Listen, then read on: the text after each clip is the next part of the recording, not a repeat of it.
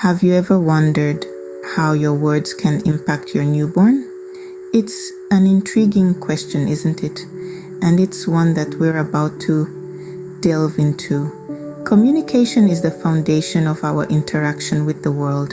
It's how we express our thoughts, feelings, and desires. And when it comes to our precious newborns, communication takes on an even greater significance. From the moment they are born, babies are taking in everything around them. They are learning and absorbing information at a rapid pace. And among the most influential factors in their early learning is the language they hear. The words we use around our newborns can directly influence their cognitive and emotional development. Think of it this way: words are the keys that unlock the doors to understanding. They open up a world of concepts, emotions, and ideas, and our newborns are just at the beginning of their journey of discovery. The words we choose to use can either open up this world or limit it. They can either encourage growth or stifle it. Now, this doesn't mean that we need to start reciting Shakespeare to our infants. No. It's about choosing the right words, words that are nurturing, positive, and constructive, words that build self-esteem and promote a healthy view of the world.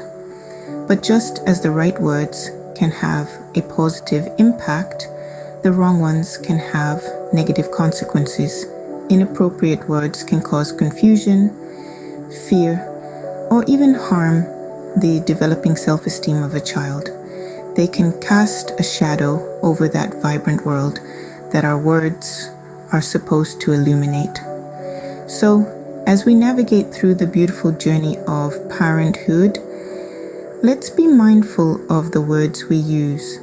Let's choose words that nurture rather than harm, that build rather than break, that enlighten rather than confuse. Remember, your words are one of the first building blocks of your baby's understanding of the world. So let's make sure those blocks are sturdy, positive, and filled with love. So what are the right words to use when talking to your newborn? You might be surprised to learn that the simplest words are often the best ones. Babies are like sponges, absorbing everything around them. And this includes your words. Using positive, affirming language can help shape your baby's early experiences and perception of the world. Words like love, happy, safe, and joy are more than just sounds to your baby. They are the building blocks of their emotional vocabulary. But it's not just about the words themselves, it's also about how you say them. The tone and rhythm of your voice can convey just as much meaning as the words themselves. So, when you're talking to your baby, try to keep your voice soft, warm, and rhythmic. This can help to soothe your baby and make them feel safe and loved. And remember, it's not about using big, complicated words. Simple, clear words are best. For example, instead of saying you're exhibiting signs of fatigue, you might simply say you're tired. This can help your baby to understand and eventually mimic these words, aiding in their language development. Avoid using negative or harsh language around your baby. Even though they can't fully understand what these words mean, they can pick up on the negative emotions associated with them. So instead of saying, "Don't cry," you might say, "It's okay."